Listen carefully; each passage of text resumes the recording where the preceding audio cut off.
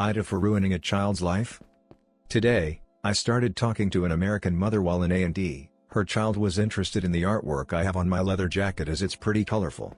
The mother mentioned that her daughter's name was Grain, so I assumed for a while that she was another mother who wanted something special to call her child. I remarked that it was a unique name and that I'd never met anyone called Grain before. She told me that she's named after her great-grandmother and that it's an Irish name.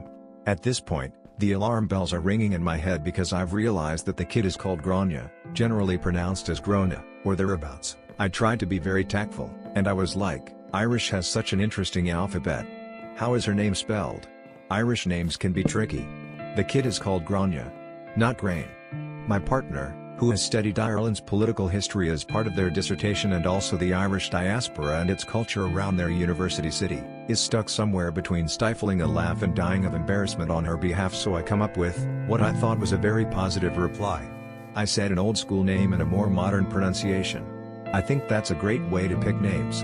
I would like to point out that I do not like the name Grain for a child, nor do I like the way the pronunciation was butchered, but I was trying to be tactful and positive.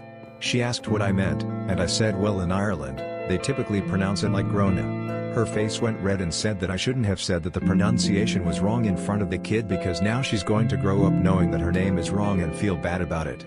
I apologized for causing offense and restated that it's a lovely name in both ways and a fantastic nod to her heritage.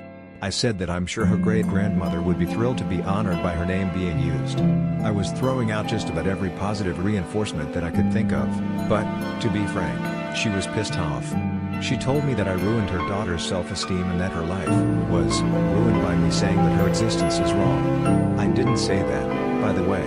I said that her name was pronounced atypically. Grania, for context, was around 2 years old and completely unbothered by the conversation until her mother got angry at me. She was just looking at the pictures on my jacket.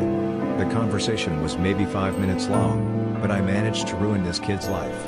Hindsight says I should have kept my mouth shut and waited for somebody else in this city to say something. So, AITA,